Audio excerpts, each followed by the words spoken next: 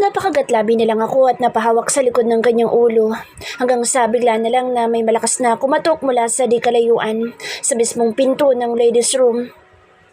Jessica? Hey, why did you lock the door? Jessica, are you inside? It was Alvin's voice who called outside. Para ko nataranta at mabilis na hinablot ang buhok ni Lucas palayo sa akin. Ouch! Ang sakit! Mabilis kong tinakpan ang kanyang bibig at sanay niya sana huwag mag-iingay. Shh! Silence! Nandyan sa Alvin at baka pumasok pa rito yun. Kailangan ko na lumabas. Mahina akong bulong at binitawan ang kanyang bibig pero akmang bubuksan ko ng pinto para lumabas na ng cubicle nang mabilis naman niyang pinigilan ang braso ko at muli akong hinila paatras sa kanya. No! Don't go! Hayaan mo na siya magtawag. Aalis din naman yun kapag napagod. Para naman ako hindi makapaniwala sa naririnig at inis siyang siniko. Bobo ka ba? Baka nakakalimutan mong nasa restaurant niya tayo at hawak niya mga susi. Just don't answer him. Iisipin naman nun na walang tao rito. Jessica, may kasama ka ba dyan sa loob? Parahong nanlak ang mga mata namin ni Lucas nang marinig ang malapit na boses ni Alvin. Wala na ito sa labas ng ladies' room kundi nasa loob na. At base sa boses nito ay papalapit na sa cubicle kung nasaan kami. Para ko nataranta na agad na hinawakan ng doorknob para sana lumabas na pero mahigpit akong niyapos ni Lucas sa may bewang at pinaharap sa kanya. Kaya naman nagdahilan na lang ako para makasagot sa kaibigan ko.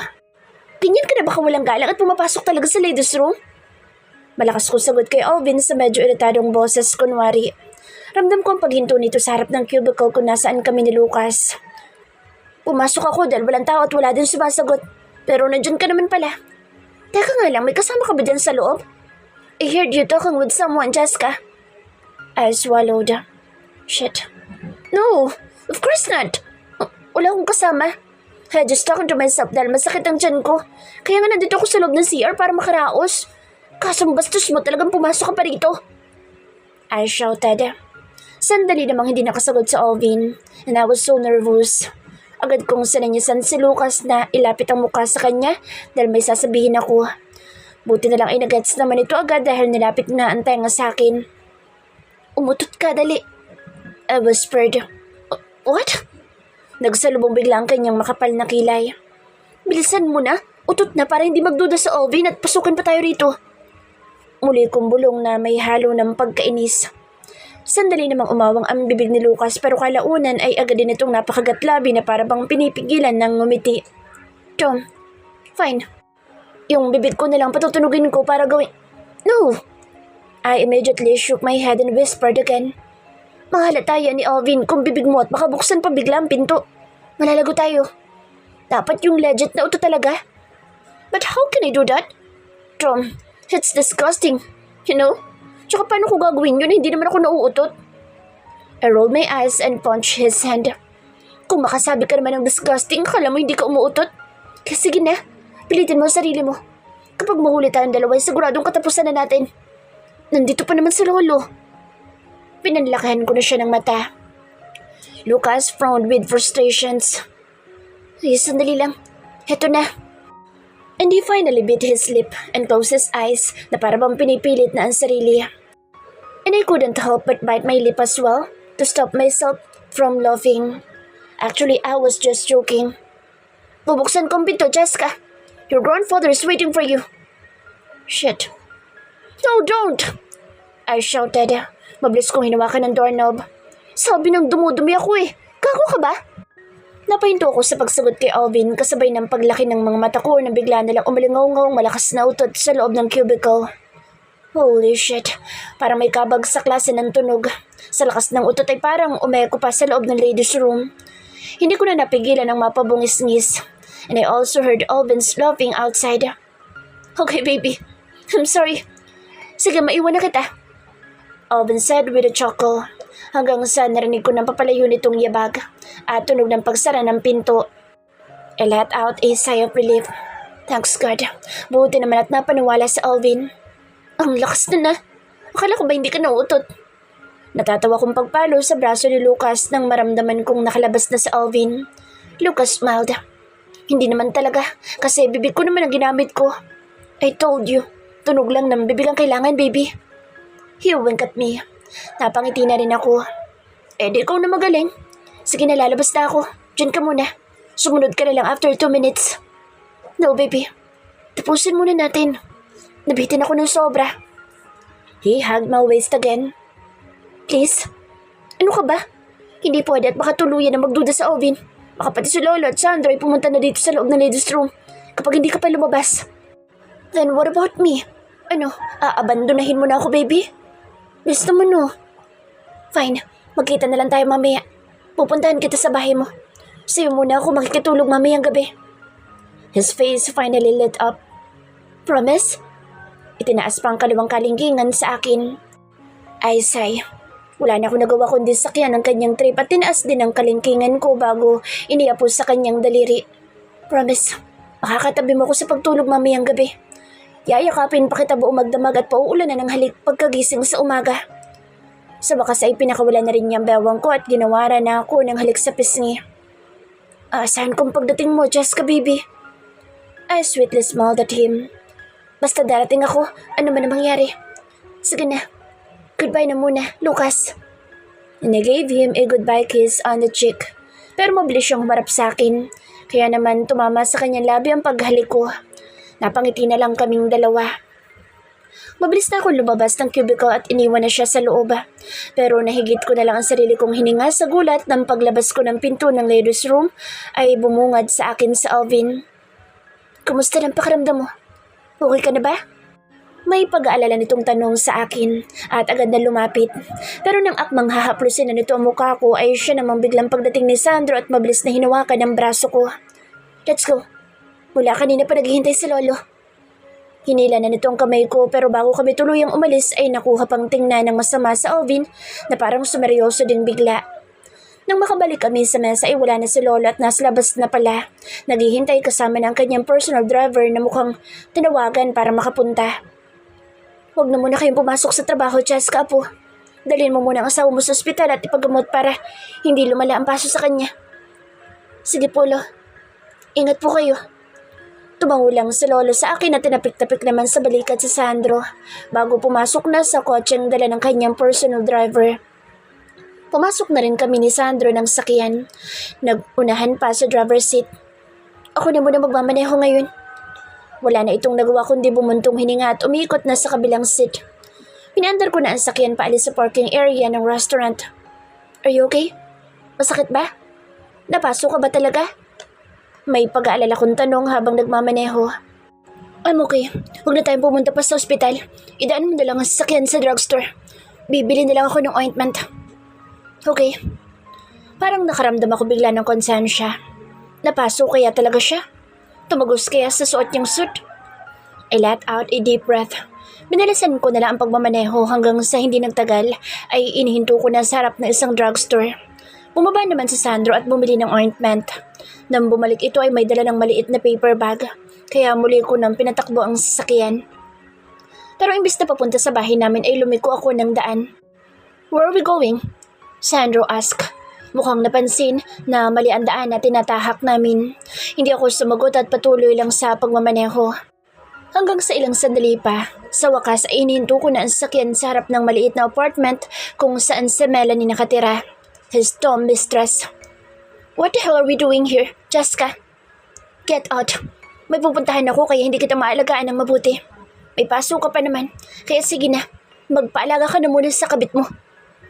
Hindi ba kapanawalang tinignan ako ni Sandro? Are you kidding me? Do I look like I'm joking to you?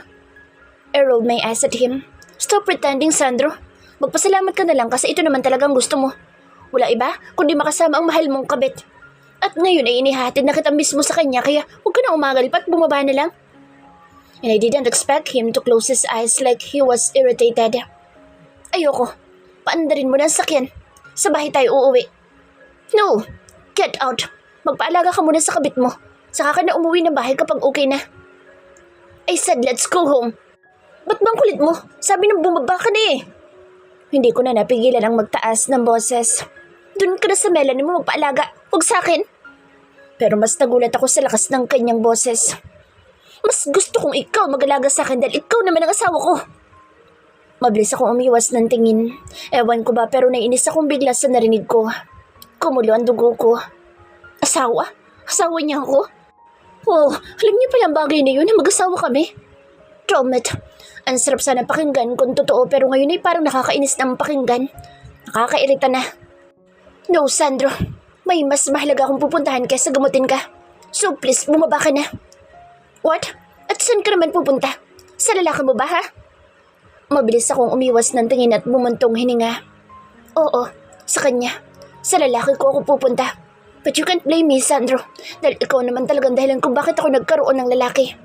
Ikaw ang nagtulak sa akin kung paano magkaroon din ng kabit katulad ng sayo. Ngayon ay patas lang tayo. Kung sa lalaki ko man wala ka ng pakaalam pa, patas lang naman tayo kung sakali eh. Dahil may Melanie ka rin naman at magkakaanak na kayo. Ang unfair naman sa akin kung ikaw lang may kabit tapos ako umiiyak lang sa kakahintay sa'yo sa bahay natin. But don't worry, dahil hindi naman ako sa kabit ko pupunta. Kasi wala naman akong kabit na katulad ng sayo. Sa bahay nila muna ako ng kaibigan ko magpapalipas ngayong gabi.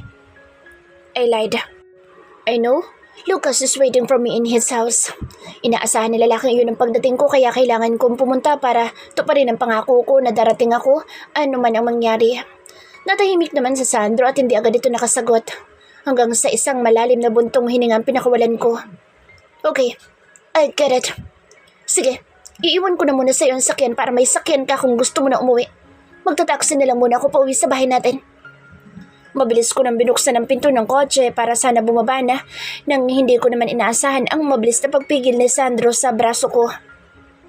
My chest hurts and it feels like it's burning. So please, don't abandon me here. Umuwi na lang tayo sa bahay natin. Napilitan akong imaneho ang sakyan pauwi ng bahay kasama si Sandro na ayaw talagang bumaba. Nakapagtataka at ayaw nitong puntahan ng kanyang kabit kung kailan ako na mismo naghatid sa kanya. Kung totoo siniswerte na niya dahil pumapayag na ako na tumira siya sa kabit niya at hinatid ko pa. Pero hindi ko inaasahan ang kanyang todo tanggi. Kaya naisip ko na lang na baka ayaw niyang malaman ng kabit niya na napaso siya at baka mag-alala pa ito lalo't buntis. Kaya naman, napilitan ako umuwi ng bahay para ihatid na siya doon dahil may pupuntahan pa ako. Pagdating namin sa bahay, inagulat ako nang hubarin ni Sandro ang suot na business suit at tumambad sa akin ng pamula ng dibdib nito. Talaga palang tumagos ang mainit na sabaw sa kanyang suot. Bigla tuloy akong kinain ng matinding konsensya. Pakiramdam ko ay kasalanan ko. Oo, kasalanan ko naman talaga dahil ako ang dahilan kung bakit siya nabuhusan ng mainit na sabaw na iyon.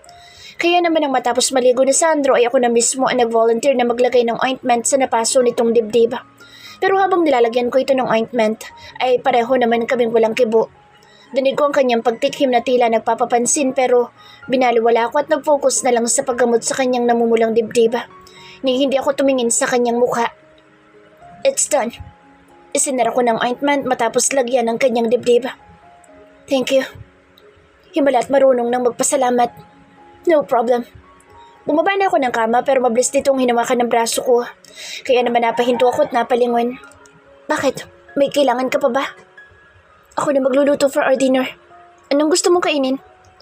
Bahagyan tumaas ang kilay ko. Nangyari sa lalaking ito. Napaso lang at parang bigla na yatang bumait. Bahala ka kung anong gusto mo lutuin. Hindi naman ako dito magdi-dinner dahil may pupuntahan ako at baka bukas pang uwi ko. Inagaw ko ng braso ko sa pagkakahawak nito at bumaba na ng kama. And I heard him sigh. Parang may gusto pa sanang sabihin pero hindi na itinuloy dahil mabilis na akong humakbang papasok sa loob ng bathroom at nilak agad ang pinto. Hindi na ako nag-aksaya pa ng oras at mabilis nang naligo sa loob ng shower room. Gusto ko sana magbabad muna sa bota pero hindi ko na ginawa dahil sayang ang oras. Hindi ko mapigilan ang mapangiti habang naliligo. I'm sure sa mga oras na ito hinihintay na ako ng cutie na iyon sa club ni Ivan dahil doon na lang daw kami magkita para sabay na kaming umuwi sa kanyang bahay. And I immediately agreed. Mas pabor yun sa akin dahil sa totoo lang ay natatakot na akong pumunta sa kanyang address na mag-isa kahit na sabing sinusundo naman niya ako sa may kanto. Para kasing nagkaroon na ako ng trauma doon sa uling pangyayari kung saan hinarang ako ng mga manyakis na iyon doon sa may tindahan at pinalo pa ang pang-upo ko. Hanggang ngayon ay irata pa rin ako at kinikilabutan kapag naalala ko ang pangyayaring iyon. After taking a shower, lumabas na ako ng bathroom, suot ang white bathrobe. And good thing dahil paglabas ko ay wala na si Sandro. Pumasok na ako ng dressing room ko at inilabas ang phone kong itinago ko sa closet. Sakto namang pagkakuha ko sa phone ay umiilaw ito dahil sa pagdating ng magkakasunod na text messages galing kay Lucas. Pero nang akmang bubuksan ko na para basahin ay siya naman biglang pag-vibrate nito. Lucas calling. Napangiti ako at naupo sa dressing chair bago sinagot ang kanyang tawag. Baby, where are you now? On the way ka na ba? Bungad agad sa akin pagka-accept ko ng kanyang call. No, I'm still here at home. Katatapos ko lang maligo eh. Oh, so kaya naman pala sobrang bango ng baby ko. Naamoy kita hanggang dito, baby. Mahina akong napabungis-ngis. Ay, napakapilyo mo talagang malandi ka. Paano mo naman ako naamoy? Ang layo-layo ko. Ikaw ha? Masyado ka nang sinungalin. And I heard him chuckle from the other line. It's just a joke, baby. Ikaw talaga, hindi ka na mabiro. And yes, lahat naman ng tao ay nagsisinungalin pero yung iba ay nagkakataon lang na hindi sinadya. O kaya may dahilan kung bakit sila nagsisinungalin. So, inaamin mo nang sinungaling ka? Rinig ko ang kanyang pagtikim sa tanong ko na tila natamaan. Nga pala, baby. Bala ko sana ipakilala ka na sa parents ko mamaya. Is that okay with you? Natahimik naman akong bigla. What? Mali lang ba ako ng dinig? Gusto kong ipakilala na kita sa kanila bilang girlfriend ko. Natigilan ako. So tama nga ang pagkakarinig ko. Hey, are you serious? I can't help but laugh. Pero parang mukhang seryoso nga siya dahil hindi mala ito natawa. Yes, of course. I'm 100% serious, baby. You're my girlfriend, kaya dapat lang na ipakilala kita. I bit my lower lip. Napahinto na ako sa pagtawa ko at napatikhim. Shit, kinabahan na naman akong bigla. Seryoso nga siya. But why? Bakit kaya niya naisip na ipakilala ko sa parents niya? But Lucas, you know that I'm married. So what if you're married? Yung mga mag-asawa nga na marami mga anak ay naghihiwalay. Kayo pa kaya ng asawa mo na wala namang anak at hindi pa magkasundo? Kaya sige na, pumayag ka na, baby. Si mommy kasi kinukulit na ako. Gusto niya na raw makilalang girlfriend ko. But, what if malaman ng parents mo ang totoo? Na gosh, nakakaya pa nagkataon. He chuckled. Oh, come on. Don't be shy. Akong bahala sa'yo, baby. Trust me, okay? Mabait naman ang parents ko kaya wala kang dapat na ikatakot sa kanila. I cleared my throat. So, sinuseryoso mo talagang pagiging magkasintahan natin, ha? Of course, yes. Bakit ikaw ba hindi? Bigla nilang sumeryoso ang boss nito. Napakagat naman ako sa ibaba kong labi. Well, sige na nga. Pumapayag na ako ipakilala mo. Basta siguraduhin mo lang na hindi nila ako aawayin o susungitan na. Okay? I promise, baby. Trust me. Walang pwede umaway sa'yo kapag akong pinili mo. Okay then. I'll be there in an hour. Aasahan ko yan, baby. Hihintayin ko pagdating mo. After the phone call, nagmamadali ko nang inayusan ang sarili ko. Nag-makeup ng simple lang, pang Korean makeup. Isang red sexy sling backless dress naman ang napili kong suotin na hanggang hita lang ang haba at labas ang cleavage. Pinaresan ko na rin ito ng red stiletto heels na 5 inches ang taas. Nakangiti pa akong umikot-ikot sa salamin bago nag-spray ng pabango na halos mga lahati nang muli kong ibalik sa dressing table. Nung okay na ay nagmamadali na ako lumabas ng kwarto. Pangiti-ngiti pa akong bumaba ng stairs pero nang tuluyan na akong makababa ay sumalubong naman sa akin si Sandro na akmang aakyat sana pero agad na napahinto pagkakita sa akin. Saglit pa ako nitong pinasadahan ng tingin bago ako tiningnan ng nakakunot ang noo. Where are you going? I told you, sa kaibigan ko. Sagot ko na sinabayan ng pag-irap at tuluyan ng bumaba sa huling palapag ng stairs. Nang pigilan naman ni Sandro ang braso ko. Dito ka lang, hindi ka pwedeng umalis. Automatikong napataas ang kilay ko at bahagyang natawa. At bakit naman hindi? Ikaw nga kapag umaalis ay hindi ko naman pinagbabawalan, di ba? Kaya anong karapatan mo na pagbawalan ako kung saan man ako pupunta? Gabi na, tapos aalis ka ng ganyan ang suot mo? Kahit kaibigan mo lang pupuntahan mo? Don't be kidding me, Chaska. Bumalik ka na sa kwarto natin at magbihis.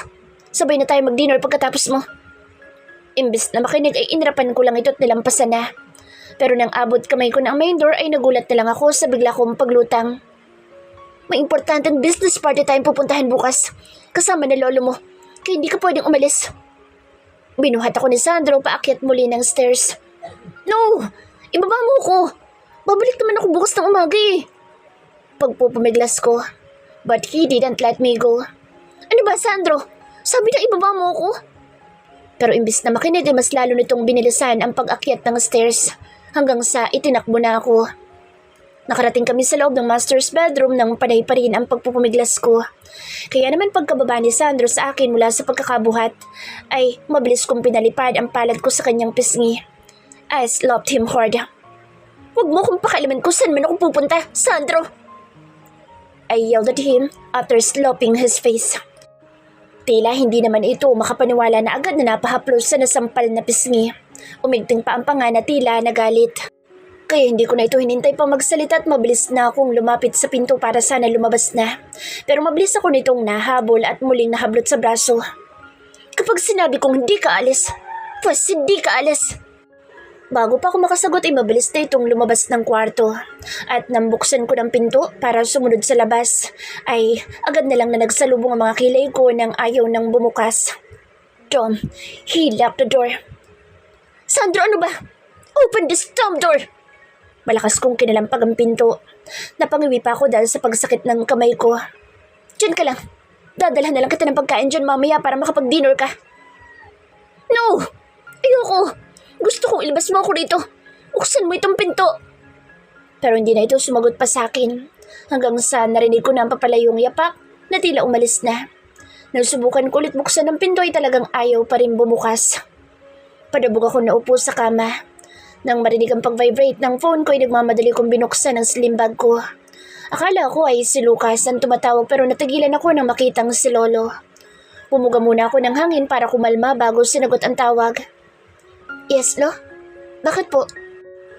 "Sandro told me, ayaw mo raw sumama sa kanya sa party bukas." "Hindi pwede yun, Apo. Kailangan mo siyang samahan dahil mahalaga ang party na iyon at kailangan ay nandoon kayo mag-asawa." Napairap na lang ako sa narinig. Ang galing din magsumbong ng halimaw na iyon. "Don't worry po, Lola. Sasamahan ko naman po siya. I was just joking when I told him na hindi ako sasama. Mabuti naman kung ganoon. Sige na, ibababa ko na ito. Basta sumama ka sa asawa mo bukas, ha?" I sigh. "Okay po, Lo. Good night po." Nakasimangot kong ibinaba ang phone at muling isinilid sa loob ng slim bag ko. Inis ako nagpalakad-lakad sa loob ng kwarto na parang hindi mapakali. Papalpak pa yata ang pag-alis ko. Siguradong maghihintay ang lalaking iyon. No, kailangan ko pa rin umalis. Uuwi na lang ako mamaya. Naupo na lang ako sa kama at napilitang hihintayin ang pagbabalik ng babaerong iyon. Nagpadala na ako ng message kay Lucas na baka malito ko ng konti. At agad naman itong nakareply. "It's okay, baby. I can wait. Maaga pa naman, so take your time. Mwah, 3 times to your lips. Pero baka mamaya gagawin ko unlimited kiss." Hindi ko mapigilan ang mapatawa sa nabasa. Kahit papaano ay nabawasan ang pagkainis ko. Wala pang 10 minuto, nang sa wakas ay bumukas na rin ang pinto at pumasok si Sandro na may dalang tray na naglalaman ng pagkain. Sinamaan ko ito ng tingin pero nanatili lang seryoso at inlapag na ang tray ng pagkain sa ibabaw ng kama, sa mismong harap ko. "Kumain ka na muna bago kita payagang umalis." Automatikong napataas ang kilay ko. "Sure ka? Pinapayagan mo na akong umalis?" He nodded. "Basta umuwi ka agad dahil may pupuntahan pa tayong party bukas." Kahit papaano gusto ko mapangiti. Himala at pumayag ang lalaking ito. Napilitan akong sumubo ng pagkain na kanyang dala. And Sandro is just watching me while I'm eating. Pero nakakadalawang subo lang ako at binitawan ko ng kutsara. "I'm done. Alis na ako." Mabilis na akong bumaba sa kama nang hawakan naman itong braso ko. Kaya muli ako napahinto at taas kilay na napalingon. "Kahit konti lang kinain mo'y kailangan mo pa rin uminom ng tubig." Napairap na lang ako at wala nang nagawa kundi kunin sa kamay nito ang isang basong tubig. At dahil nauuhaw rin naman ako, ay halos maubos ko isang baso. Pansin ko naman ang kanyang simpleng pagngiti at tumayo na. Pero hawak pa rin ang isa kong braso. "Magpahinga ka muna ng 5 minutes bago ka umalis." Napatingin pa sa kanyang suot na wristwatch. "Hindi na kailangan yun. Hindi naman ako tatakbo at nakaupo lang sa loob ng sakyan." Inis ko ng piniksi ang kamay nito at iniwan na ito sa loob ng kwarto. "Good luck, Cheska. Pilitin mong huwag makatulog." Makahulugan pa nitong pahabol sa akin pero hindi ko na sinagot o kahit nilingon man lang. Basta diretso na akong bumaba ng stairs. Pero pagkapasok ko sa loob ng kotse ko ay parang bigla na lang bumigat ang talukap ng mga mata ko. Parang bigla na lang ako inantok sa hindi malamang dahilan. Kaya naman imbis na start ang sasakyan na isinandal ko muna ang ulo ko sa upuan para sana saglit lang ipahinga. At nang sa ganoon ay mawala ang pagkaantok ko, Pero talagang sumara na ang talukap ng mga mata ko at tuluyan ang hinigop ng antok. Naramdaman ko pa ang pagbuhat ng mga matitigas na bisig sa lupaypay kong katawan palabas ng sasakyan. I tried to open my eyes para makita kung sino ang taong bumubuhat sa akin. Pero talagang ayaw nang bumukas ng mga mata ko dahil sa sobrang antok. I told you, hindi ka maaaring umalis hanggat ayokong umalis ka. Sleep well then. It was Sandra's voice. I was surprised to see that it was already morning when I woke up. Maliwanag na sa buong kwarto pero hindi dahil sa ilaw kundi dahil sa sinag na ng araw na nagmumula sa glass window ng room kung saan nakahawi na ng bahagyang kurtina. I quickly got up and looked at myself. I'm still wearing my red backless dress. But how come that I ended up here in bed? Wait, am I just dreaming? Saglit ako napatulala at puno ng pagtataka na inalala ang huling pangyayari. No, it is not a dream. Suot contrast na ito. Ibig sabihin ay totoong nag-ayos ako kagabi dahil bala kong umalis para puntahan sa Lucas. Pero hindi nga lang natuloy dahil... Shit! Bagyang umawang ang labi ko. I remembered now. Bumaba na ako ng kama at tinagilap ang phone ko pero hindi ko na mahanap pa. Nang buksan ko ang slim bag ko ay wala sa loob. Inangat ko na rin ang kama at binuksan ang mga closet ko pati na ang drawer pero talagang wala. I panicked. No way. And since I couldn't find it, I didn't even bother to fix my face, even though my hair was messed up. I quickly left the room and went down the stairs.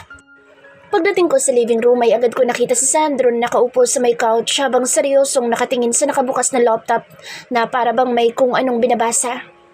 Give me back my phone, Sandro! Malakas kong sabi tuminto sa harap nito nang nakapamewang. Sandro looked up.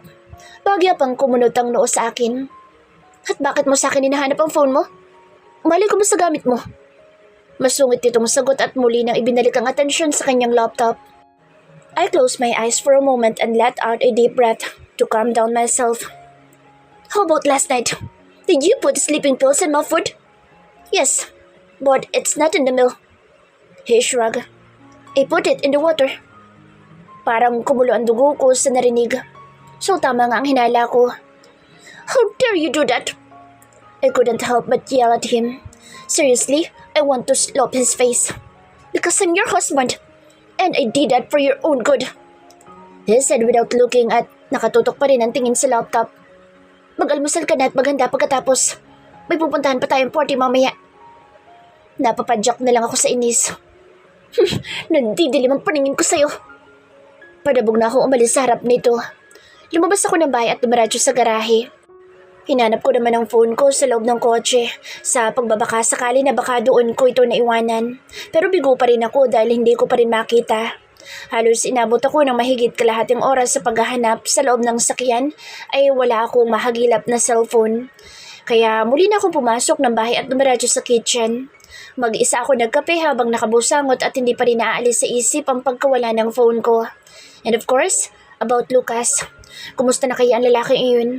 Naghintay kaya siya kagabi sa pagdating ko? Did he call? Did he text me? But I'm sure he texted. Baka nga tawag na yun ang tawag sa phone ko. Gusto pa naman noon na maya-maya. Landi. Mapatext sa phone ko man ay gusto palaging landi. Pero mas malala kapag sa personal. I want to call or text him but now, my phone is gone. Talagang hindi ko na maalala kung saan ko ito nailagay pero ang tanda ko'y pinasok ko yun sa slim bag ko kagabi. Kaso wala naman doon ang buksan ko.